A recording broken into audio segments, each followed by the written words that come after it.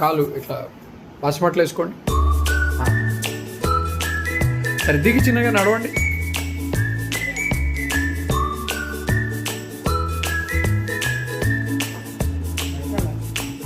రండి. ఓకే, కాలు ఆ ఆపరేషన్ కాలు మీద నిలబడండి. Very good. గుంజీలు దిగలరా? ట్రై చేయండి, చూస్తా. చేతులు చాపుకుని చేయండి. చేయండి చేయండి 2-3 సార్లు. Very good.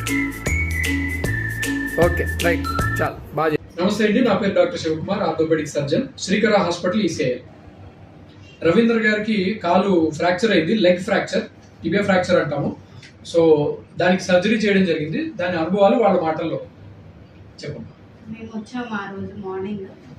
సార్ 10 days ఇక్కడే ఉన్నాము. సర్జరీ అయింది, అన్నీ బాగా సక్సెస్గా అయ్యాయి. నడవగలుగుతున్నారు అతను. ఎన్ని రోజులైంది ఇప్పటికి ఆపరేషన్ అయ్యి? 1 month అవుతుంది. నెల రోజులు. 1 month అవుతుంది.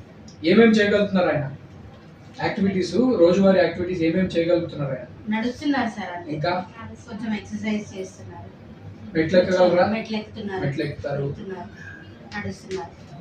కూర్చుని కింద కూర్చుని లేయడం, కింద కూర్చొని లేస్తున్నారు, కింద కూర్చుని లేవడం కూడా చేస్తున్నారు.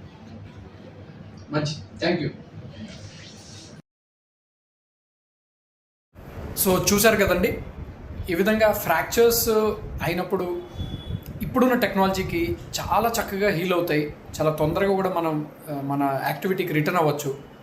ఇదివరకులాగా ఫ్రాక్చర్ అయితే చాలా భయపడేవాళ్ళు, కాలు వంకర అయిపోతుందని, అసలు ఎప్పటికన్నా పనికి వెళ్ళగలుగుతారా లేదా అని, ఇన్ఫెక్ట్ అవుతుందేమో అని, ఇలా రకరకాల ప్రాబ్లమ్స్ ఉండేవి.